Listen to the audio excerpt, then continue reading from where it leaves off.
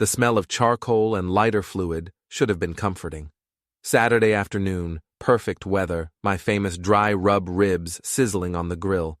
Instead, I stood there flipping meat and wondering why my wife Emily kept checking her phone every 30 seconds. "Jack, honey, could you grab more ice from the garage?" She didn't even look up from her screen, fingers dancing across it like she was composing poetry instead of whatever garbage she was typing. "I'm Jack Thornton, by the way. 42 years old, former Navy SEAL turned security consultant. These days, I spend more time installing alarm systems than I ever did defusing bombs, but the pay's steady and the hours are reasonable. At least they were until today." "Sure thing, sweetheart." The sarcasm in my voice could have cut glass, but Emily was too busy with her digital romance to notice. I'd been watching her for weeks now. The secretive phone calls, the sudden interest in working late, the way she'd started dressing up for grocery store runs. My training taught me to notice patterns, and Emily's pattern screamed affair louder than a fire alarm. Our backyard was picture-perfect suburban Maine, white picket fence, manicured lawn, the kind of setup that makes real estate agents weep with joy. I'd built the deck myself, installed the outdoor kitchen, even put in a fire pit where we used to roast marshmallows with our son Chris before he decided his parents were embarrassing. The ice chest sat in the garage next to my workbench, surrounded by the organized chaos of a man who actually knew how to fix things. Emily's car keys hung on their designated hook, but I noticed she'd started carrying a second set. Interesting. Back outside, I dumped ice into the cooler and resumed my position at the grill. Emily had moved to the patio table, still glued to her phone.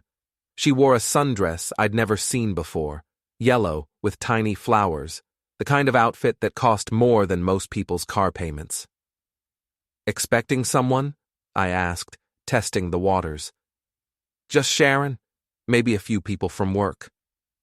She finally looked up, and for just a moment, I caught something in her eyes. Guilt? Excitement?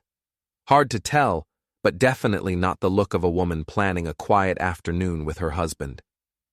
Before we dive deeper into this story, I have one small request. Please subscribe, drop a like, comment, and hit that hype button to boost this channel so more people can discover these incredible Reddit stories.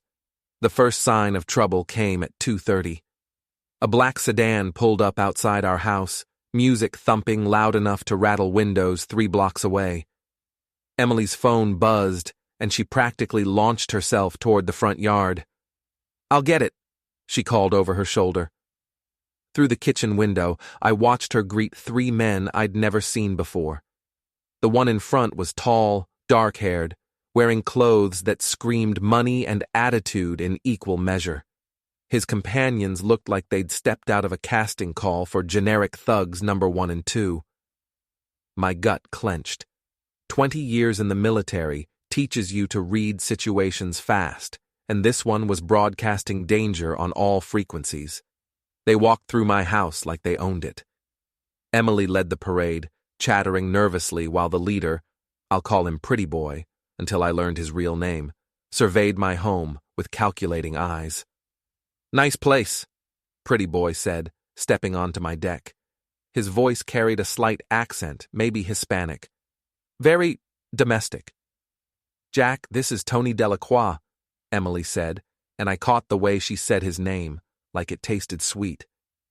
"Tony, my husband Jack." Tony didn't offer to shake hands. Smart move, considering I was holding a grilling fork and fighting the urge to introduce it to his smug face. "Emily's told me a lot about you," Tony said. His goons flanked him, trying to look intimidating. One was built like a refrigerator. The other had the twitchy energy of someone who'd sampled his own product too many times. "Funny," I replied. "She's never mentioned you at all." The temperature on the deck dropped about 20 degrees. Emily's face went pale, then flushed red. Tony's smile got wider and nastier. "Well," he said, "that's about to change." He grabbed Emily's hand, not gently, and pulled her against his side. She didn't resist.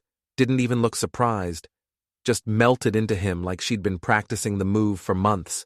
which, I realized with crystal clarity, she probably had.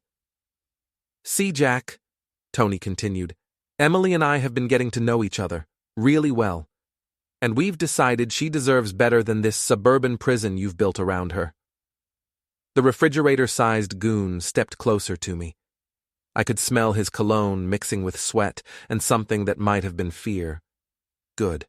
He should be afraid. "Now, you're going to be reasonable about this," Tony said. "Emily's coming with us. You're going to let that happen without making a fuss. Because if you don't—" He shrugged, letting the threat hang in the air like smoke from my abandoned grill. I looked at my wife, my partner of 15 years, the mother of my child, the woman I'd trusted with everything I had. "Emily," I said quietly, "is this what you want?" She met my eyes for the first time all afternoon. "I'm sorry, Jack. I really am. But yes, this is what I want." Tony's laugh was like nails on a chalkboard. "Nothing personal, amigo. But she was never really yours anyway." They walked away, through my house, past the photos of our wedding, our vacations, our life together. Emily paused at the front door, looked back once, then climbed into Tony's sedan. I stood on my deck, watching my marriage drive away in a cloud of exhaust and hip-hop music, and felt something cold and sharp settle in my chest. Not heartbreak, that would come later. This was something else. Something tactical. The ribs were burning. The house felt different after they left. Bigger somehow, like Emily had been taking up more space than her physical presence should have allowed. I turned off the grill, dumped the charred meat in the trash, and started thinking like a soldier again. First rule of engagement: know your enemy. I found Emily's laptop in our bedroom, password protected but not seriously secured. She'd used our anniversary date, sweet, in a twisted way. Her browser history painted a picture I'd rather not have seen, but intelligence gathering isn't about comfort. Tony Delacroix ran an import business downtown, the kind that probably imported everything except legitimate merchandise. His social media presence was all expensive cars, flashy jewelry, and photos with local politicians who should have known better. Emily appeared in exactly 17 photos, dating back 4 months. 4 months. While I was working 60-hour weeks to pay for her shopping trips and spa days, she was playing gangster's girlfriend. My phone rang. Chris, calling from his friend's house where he'd been spending the weekend. "Dad? Mom texted me some weird stuff about needing space and finding herself. What's going on?" "How do you explain to your 16-year-old son that his mother just ran off with a criminal?" "Your mom and I are having some problems, buddy. She's taking a break." "A break from what? Being married? Being my mom?" Smart kid. Too smart. "We'll figure it out, Chris. Don't worry about it." "Right. Because adults figuring things out always work so well." He hung up. I spent the rest of the afternoon conducting surveillance. Not the high-tech kind, just good old-fashioned detective work. Emily's credit cards showed a pattern of charges at restaurants I'd never heard of, boutiques way above our budget, and a hotel downtown that rented rooms by the hour or the month. Her email was a gold mine, months of correspondence with Tony, starting professional and getting progressively more personal. She'd been feeding him information about our finances, my work schedule, even details about our home security system. The woman had been planning this betrayal like a military campaign. The final email, sent yesterday, made my hands shake with rage. "Jack suspects something. We need to move fast. I can't pretend much longer." Pretend. 15 years of marriage, and she called it pretending. By evening, I had a complete picture. Tony Delacroix, 38, ran his operation out of a garage on the south side of town. 2 arrests, no convictions, because witnesses had a habit of developing amnesia or leaving town suddenly. He specialized in luxury car theft and had connections with bigger fish in Boston and New York. Emily had met him when his accountant hired her HR firm to handle some consulting work. Professional relationship became personal, personal became intimate, and intimate became conspiracy to destroy my life. My phone buzzed with a text from an unknown number. She's happy now. Stay away if you know what's good for you. I stared at the message for a long time, then typed back, "We'll see about that." The response came immediately. "Try me." Oh, I intended to. But first, I needed allies. I scrolled through my contacts and found Mike Russo, my old SEAL teammate who ran an auto repair shop across town. If anyone could help me understand Tony's operation, it would be Mick. "Jackie boy," Mick's voice boomed through the phone. "What's the occasion? You never call unless someone needs their butt kicked."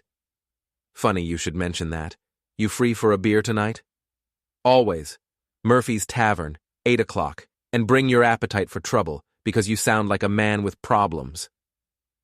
Murphy's Tavern squatted on the corner of 5th and Main like a bulldog guarding a fire hydrant. The kind of place where the beer was cold, the music was loud, and nobody asked questions they didn't want answered. Mick was already there when I arrived, holding court at the bar with a collection of local mechanics and construction workers. He spotted me immediately. 6'2", built like a brick wall, with graying hair and eyes that missed nothing. "Gentlemen," he announced, "let me introduce you to the only man I know who can disable a car alarm with a paperclip and a stick of gum." "That was one time," I protested, sliding onto the stool beside him. "One time that we'll admit to." Mick signaled the bartender for another round. "So what's eating you, Jack? You look like someone stole your favorite toy." "Close. Someone stole my wife." The conversation around us quieted. In a town this size, gossip traveled faster than bad news, and bad news traveled at light speed. "Emily?" Mick's expression hardened. "When? How?" I gave him the abbreviated version, leaving out the more humiliating details. Mick listened without interruption, his face getting darker with each sentence. "Tony Delacroix," he said when I finished. "Yeah, I know the name. Brings his cars to Jimmy's place for custom work. Always pays cash, always in a hurry. Word is he's connected to some serious people in Boston." "How serious?" "Serious enough that Jimmy won't work on anything stolen. Says Tony's crew is bad news, even by criminal standards." Mick finished his beer and signaled for another. "What are you planning, Jack?" "I'm planning to get my life back." "And Emily?" I considered the question. 24 hours ago, I would have said Emily was the most important thing in my world. Now? Emily made her choice. I'm just going to make sure she lives with the consequences. Mick studied my face in the mirror behind the bar. "You know I'm in, right? Whatever you're planning, count me in." "This could get messy, Mick. These aren't the kind of people who play by rules." "Good thing we don't either." He raised his bottle in a toast. "To getting even." "To getting even," I agreed. We spent the next hour planning. Mick knew Tony's operation better than I'd hoped. The garage where he worked, the bars where his crew hung out, even the hotel where he'd been keeping Emily. Information flowed like beer, and by closing time, we had the beginnings of a strategy. "One more thing," Mick said as we walked to our cars. "You sure about this? Because once we start, there's no backing down. These people don't forgive and forget." I thought about Emily's face when she looked at me on the deck, the coldness in her eyes, the casual way she'd dismissed 15 years of marriage. "I'm sure," I said. "Let's make them regret the day they decided to mess with my family." The drive home took me past Tony's garage. The lights were on, and I could see figures moving around inside. Emily's car sat in the parking lot, looking out of place among the muscle cars and motorcycles. Tomorrow, I decided, the real work would begin. Monday morning brought rain and the kind of gray sky that makes you want to crawl back into bed. Instead, I put on my best suit and drove to Pinnacle Solutions, the security consulting firm where I'd worked for the past 5 years. My boss, David Chen, looked up from his computer when I knocked on his office door. "Jack, how was your weekend? Emily mentioned you were having a barbecue." "About that," I said, closing the door behind me.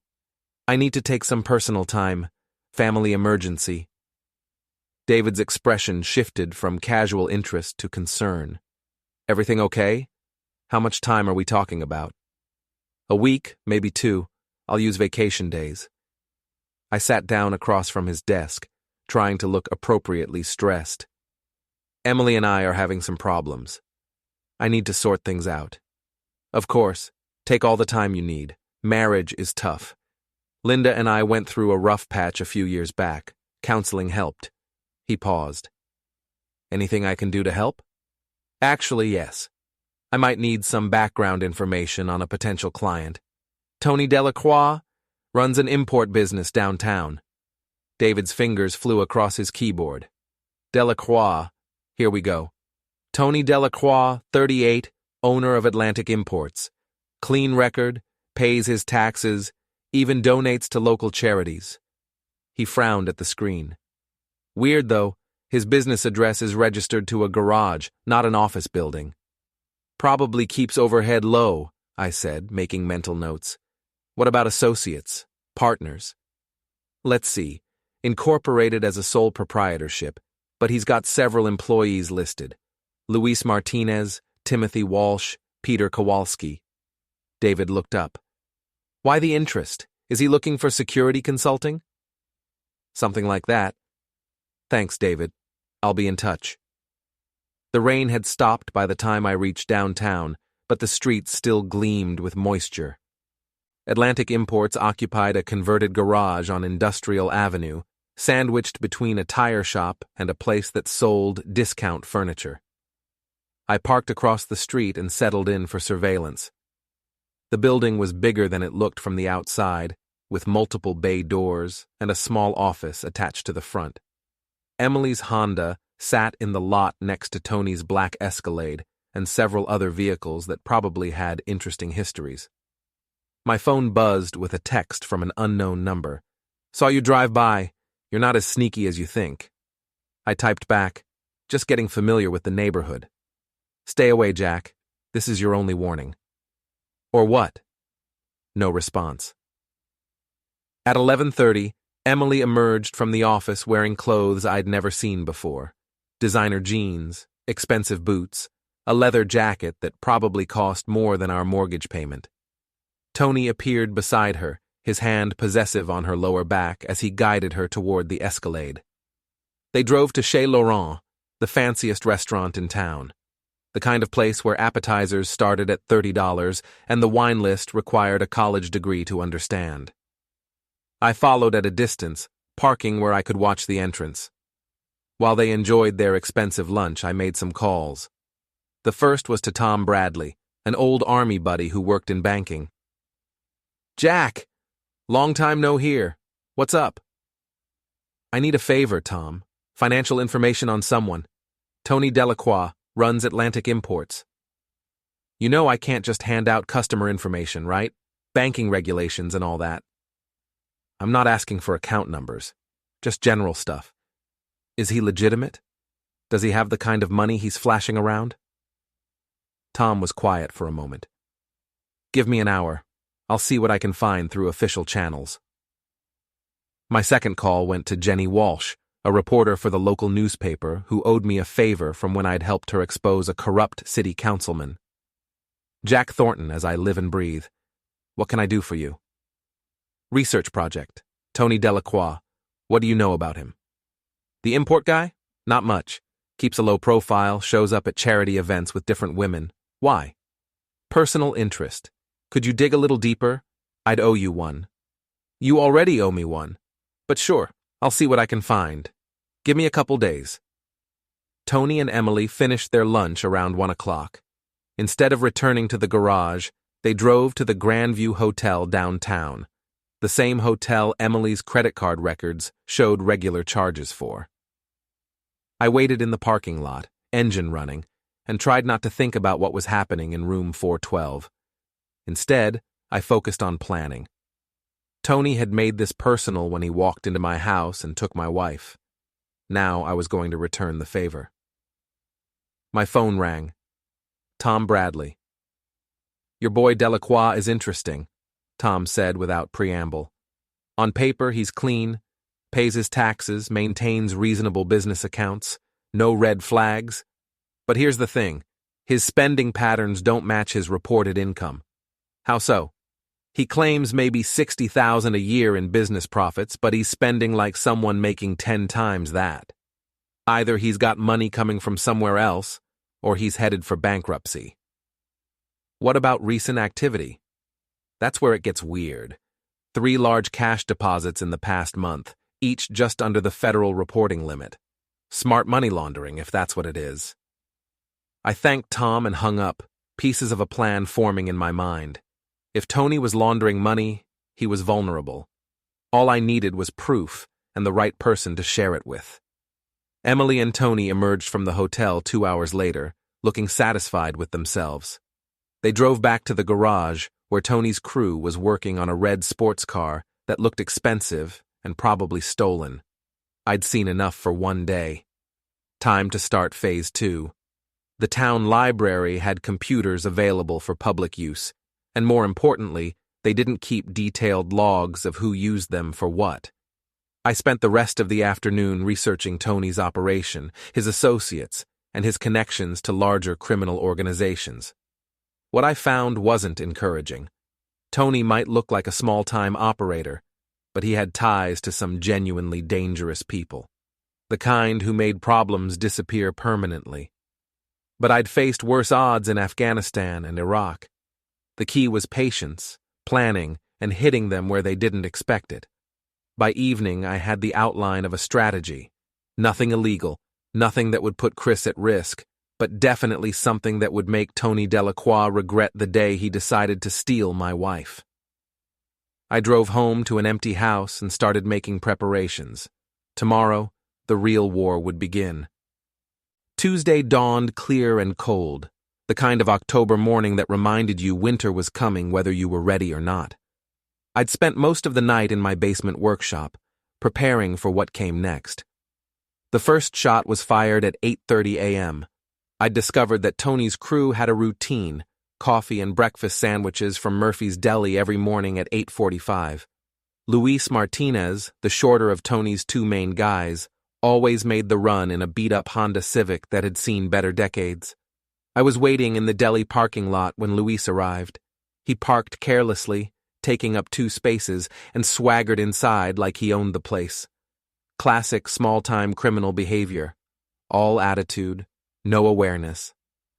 While Luis ordered breakfast for the crew, I attached a small GPS tracker to the underside of his car, military surplus, completely untraceable, with a battery life of 3 weeks. Now I'd know everywhere Tony's people went, when they went there, and how long they stayed. Phase 1 complete. Phase 2 required a different approach. I drove to the offices of Hartley, Morrison & Associates, the accounting firm that employed Tony's financial advisor.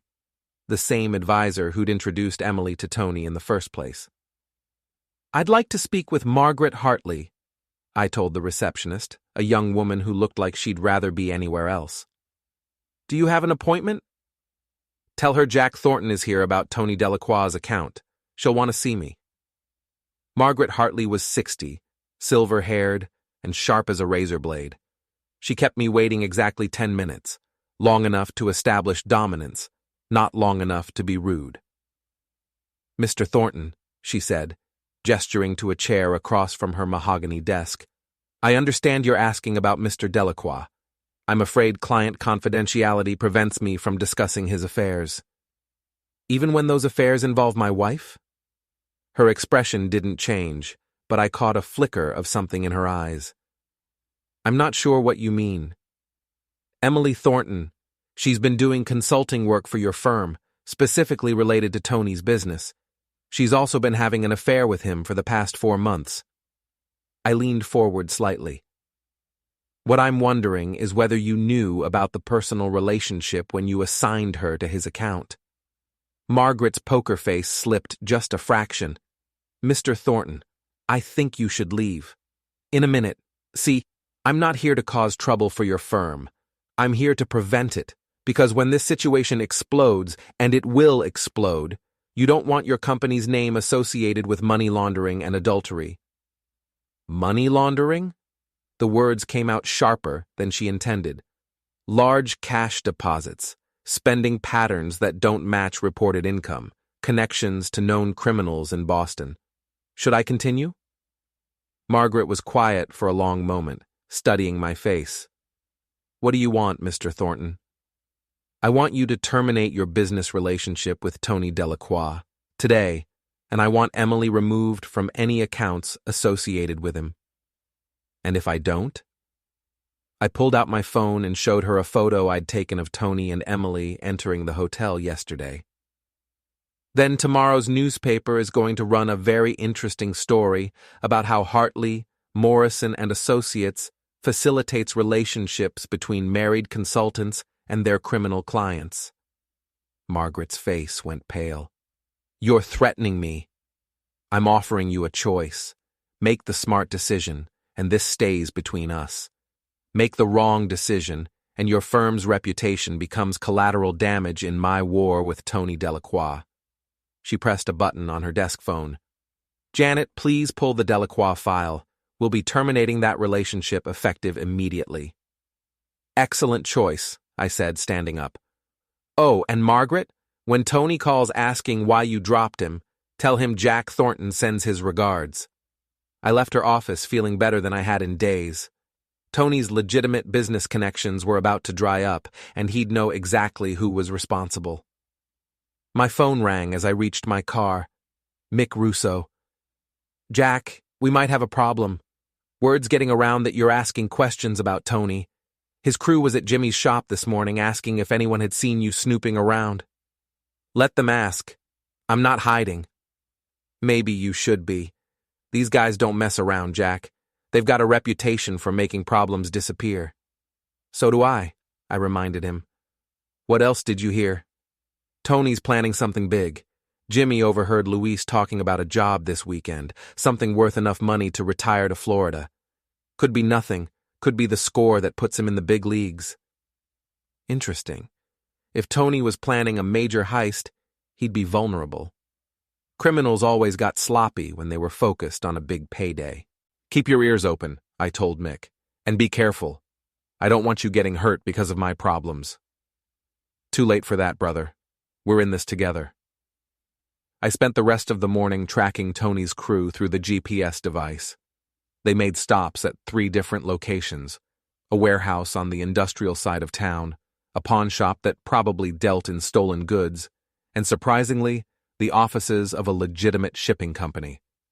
The shipping company connection was intriguing. If Tony was planning to move stolen merchandise out of state, he'd need transportation and documentation. A corrupt shipping clerk could provide both. By afternoon, I had enough information to make my next move. I drove to the police station and asked to speak with Detective Ray Morrison, a cop I'd worked with on several security consultations. Jack, good to see you.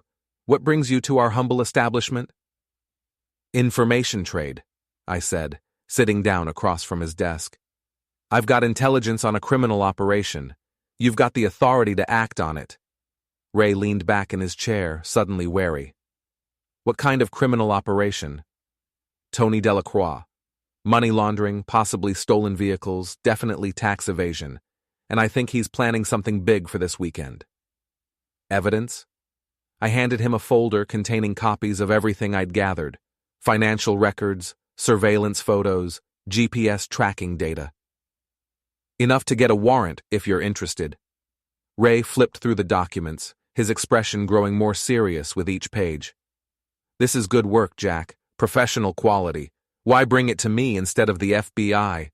Because I want this handled locally, fast and clean, no federal bureaucracy. And because Tony Delacroix is sleeping with your wife. I met his eyes steadily. That too. Ray was quiet for a moment, then nodded. I'll take this to the district attorney. If it's as solid as it looks, we'll have warrants by Thursday. What about the big job this weekend? If we can confirm it's happening, we'll be ready. Ray stood up and extended his hand. Thanks for bringing this to us, Jack. A lot of guys would have tried to handle it themselves. I'm not a lot of guys, I said, shaking his hand. But as I walked back to my car, I was already planning what I'd do if the legal system moved too slowly. Because one way or another, Tony Delacroix was going to pay for what he'd taken from me. The war was just getting started. Wednesday brought news that made my morning coffee taste like victory. Margaret Hartley had indeed terminated Tony's account, and according to my sources, he'd spent an hour Tuesday afternoon screaming at his now former financial advisor. Better yet, Emily had been officially removed from the consulting contract. No more legitimate income from her affair, no more professional cover for their relationship. Just a middle-aged woman playing gangster's girlfriend with no safety net. I was savoring this development when my phone rang. Chris, calling from school. Dad, I need to ask you something, and I want a straight answer. Shoot. Is Mom really having an affair? The question hit me like a punch to the gut. I'd been so focused on tactical planning that I'd forgotten my son was smart enough to piece things together on his own.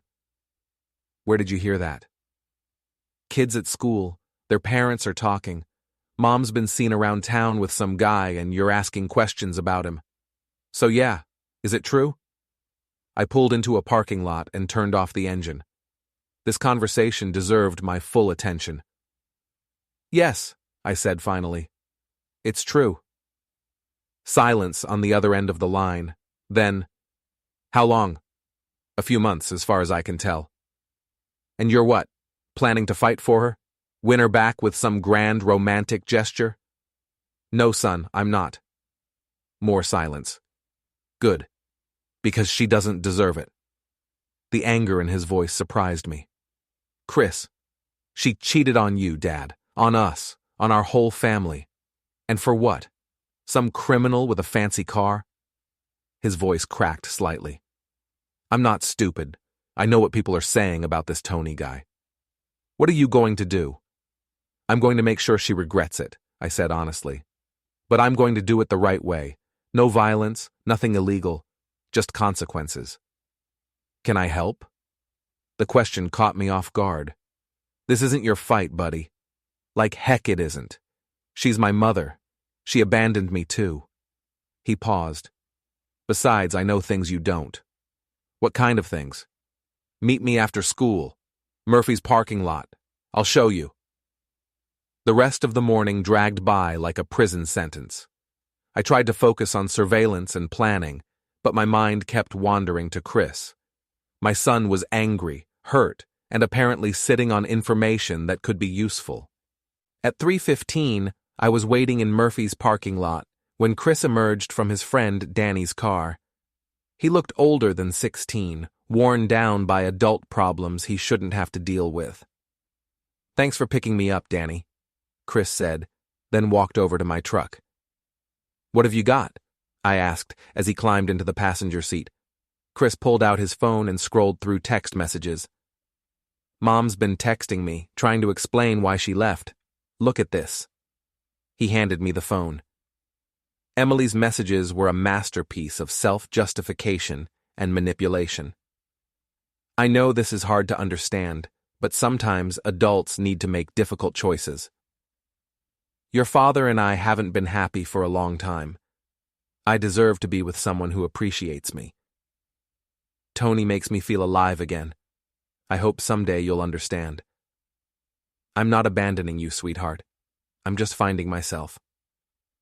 I handed the phone back, fighting the urge to throw it through the window. I'm sorry you have to deal with this. There's more, Chris said. She wants to meet with me tomorrow. Neutral ground, she said. The coffee shop on Elm Street. Are you going? That depends.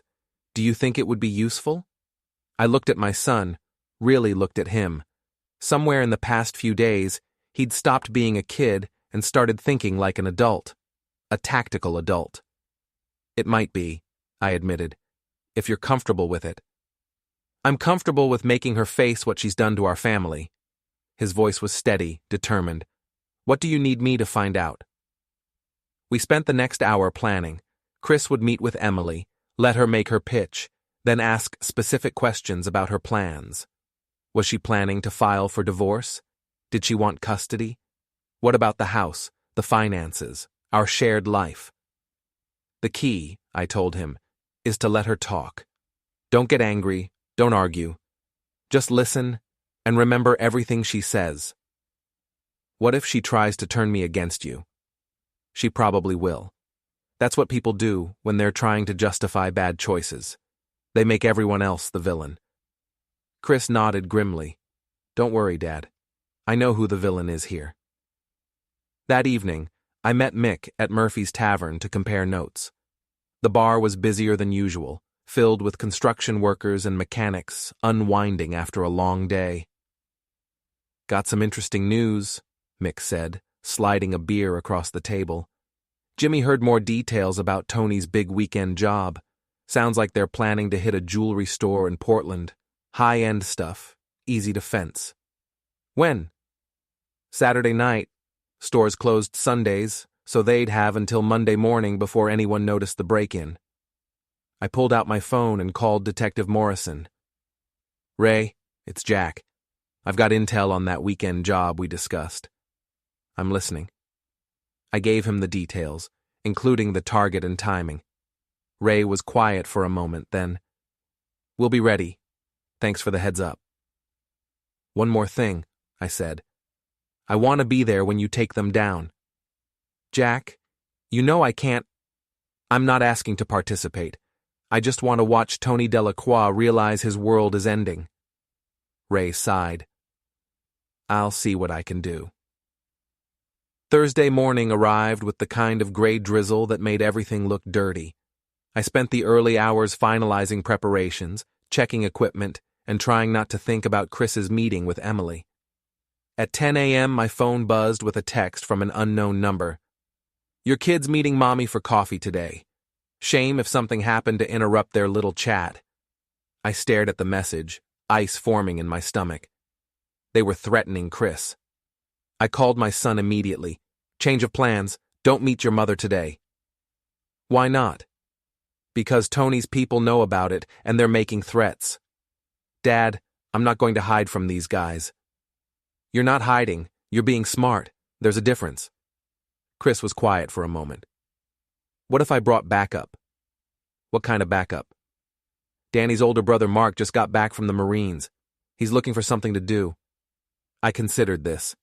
A Marine veteran would know how to handle trouble, and having a witness might actually make Chris safer. "Okay," I said finally. "But you stay in public, you keep the conversation short, and if anything feels wrong, you leave immediately." "Roger that." At 11:30, Chris texted me. "She's here, looks nervous." Then, "She's crying, trying to explain why she had to leave." Then, "Now she's angry, says you're trying to turn me against her." And finally, "She wants me to come live with her and Tony. I told her I'd rather live in a cardboard box." That last message made me smile despite everything. My phone rang 20 minutes later. "Chris." "How did it go?" I asked. "About like you expected. She's completely delusional, Dad. She actually thinks she's the victim here." "What did she say about her plans?" "She wants a divorce, but she's worried about money. Apparently, Tony's not as rich as he pretends to be. She asked if I thought you'd be reasonable about the settlement." "Anything else?" "Yeah, she's scared. She tried to hide it, but she knows she's made a huge mistake. Tony's not treating her like a princess anymore. He's treating her like property." I felt a moment of sympathy for Emily, then remembered her smug expression when she'd walked away with Tony on Saturday. "Thanks for doing that, son. I know it wasn't easy." "It was easier than I thought it would be," Chris said, "because I realized something today. The woman I met for coffee isn't my mother anymore. My mother wouldn't have abandoned her family for a criminal." That afternoon, Detective Morrison called with an update. "We've got warrants for Tony's operation. Financial crimes, suspected stolen property, the works. We're moving on Saturday night during the jewelry store job." "And my request?" You can observe from a distance, but Jack, when this goes down, you stay out of the way. Let us do our jobs. Understood. Saturday was 2 days away. 2 more days, and Tony Delacroix would learn that stealing another man's wife came with consequences he hadn't anticipated. I spent Friday in final preparations, checking equipment and reviewing plans. Everything was ready. The end game was about to begin. Saturday evening felt like the calm before a hurricane. I sat in my truck across from Tony's garage, watching his crew load equipment into a van. Detective Morrison's surveillance team was positioned around the block, invisible but ready. My phone buzzed with a text from Chris. "Good luck tonight, Dad. Make them pay." At 8:30, Tony's crew finished their preparations. Luis and the big guy, Timothy Walsh, according to the police files, climbed into the van. Tony and Emily got into his Escalade. They were heading to Portland, 30 minutes away, where a jewelry store full of expensive merchandise waited in the darkness. They had no idea they were driving into a trap. I followed at a distance, staying in radio contact with Detective Morrison's team.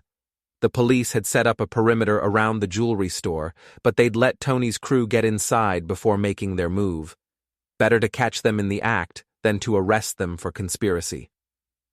"All units, suspects are approaching the target location," Morrison's voice crackled through the radio he'd given me. Tony's vehicles pulled into an alley behind Prestige Jewelers. I parked 3 blocks away and walked to an observation point Morrison had arranged, the roof of a building across the street, accessed through a helpful business owner who owed the police a favor. Through binoculars, I watched Tony's crew disable the alarm system and force open the rear door. They moved with professional efficiency, spreading out inside the store while Tony and Emily waited in the alley as lookouts. "Suspects are inside the building," Morrison reported. "All units stand by." For 20 minutes, I watched Luis and Timothy fill duffel bags with jewelry, watches, and anything else that looked valuable. Tony paced nervously in the alley, checking his phone every few seconds. Emily sat in the Escalade, looking like she wanted to be anywhere else. "This is it," Morrison said. "All units, go, go, go." Police cars erupted from concealment, flooding the alley with light and noise. Officers in tactical gear surrounded the building while others blocked the escape routes. Tony's reaction was everything I'd hoped for. He spun around wildly, looking for a way out that didn't exist. Then he saw the officers approaching, and his face went from confusion to rage to fear in about 3 seconds. Luis and Timothy tried to run when they heard the commotion outside, but they made it exactly 10 feet before running into a wall of police officers. The duffel bags full of stolen jewelry scattered across the sidewalk like evidence confetti. "Tony Delacroix, you're under arrest," Morrison announced through a megaphone. "Step away from the vehicle and put your hands where we can see them." Tony looked around desperately, then made the mistake I'd been hoping he'd make. Instead of surrendering, he grabbed Emily and tried to use her as a human shield. "Stay back," he shouted. "I've got a hostage." Emily's scream echoed through the alley. For a moment, she wasn't the woman who'd betrayed me. She was just a terrified person in danger, but only for a moment. "Let her go, Tony," Morrison called out. "This doesn't have to get worse." "She's coming with me." Tony dragged Emily toward a gap between buildings, looking for an escape route that wasn't there. That's when I made my move. I'd anticipated this moment, planned for it. While Tony was focused on the police in front of him, I approached from behind, moving through shadows and using skills the Navy had taught me years ago. Tony never saw me coming. I grabbed his wrist and applied pressure to a nerve cluster that made his hand go numb instantly. He released Emily with a yelp of pain and surprise. "Hello, Tony," I said quietly. "Remember me?" He spun around, eyes wide with shock and fear. "You! This is your fault!" "Yes," I agreed. "It is." The police moved in immediately, surrounding Tony with professional efficiency. He was handcuffed and searched while Detective Morrison read him his rights. Emily collapsed against a police car, shaking and crying. She looked at me with an expression I couldn't quite read. Gratitude? Shame? Fear? "Jack," she whispered. "I'm sorry. I'm so sorry." "I know you are," I said. "Now." Luis and Timothy were loaded into separate police cars, along with the evidence of their attempted heist. Tony went into a third car, still shouting threats and accusations. "This isn't over," he yelled at me through the window. "You think you've won. You've got no idea who you're messing with." I walked over to the car and leaned down so only he could hear me. "Actually, Tony, I know exactly who I'm messing with, a small-time criminal who thought he was smarter than everyone else. Turns out you were wrong." The car drove away, taking Tony Delacroix out of my life forever.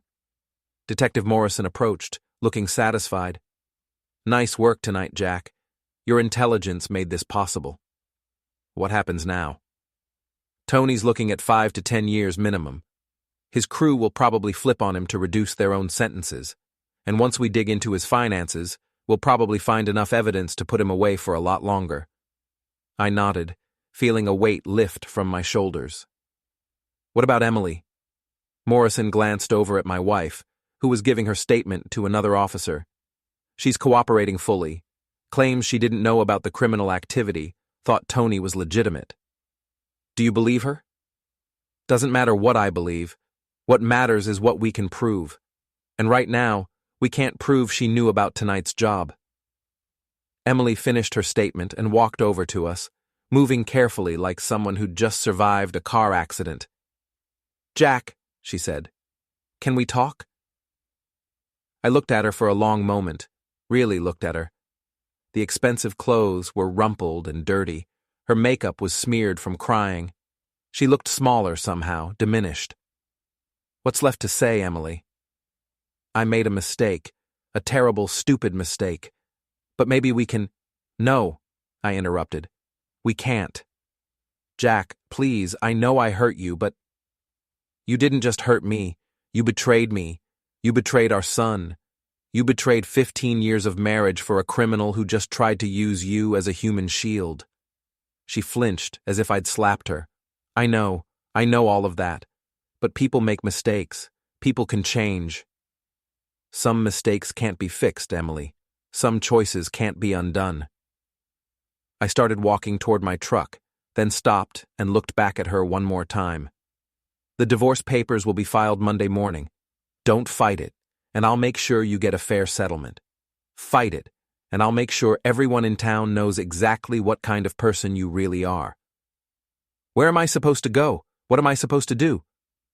"That's not my problem anymore." I drove home through empty streets, feeling something I hadn't felt in weeks: peace. The house was still empty, but it felt different now. Clean. Mine. My phone buzzed with a text from Chris. "Saw the news. Is it over?" I typed back, "It's over. Come home whenever you're ready." "On my way." 20 minutes later, Chris walked through the front door and found me sitting at the kitchen table with a beer and a sense of closure. "So," he said, grabbing a soda from the refrigerator, "what happens now?" "Now we figure out how to be a family of 2 instead of 3. "Sounds good to me." He sat down across from me. "Dad?" "Yeah?" "I'm proud of you. You could have done something stupid, something violent. Instead, you did it the right way." "I had good motivation," I said, looking at my son. "I had something worth protecting." Outside, it started to rain again. But inside, for the first time in months, everything felt exactly right. The war was over, and we had won.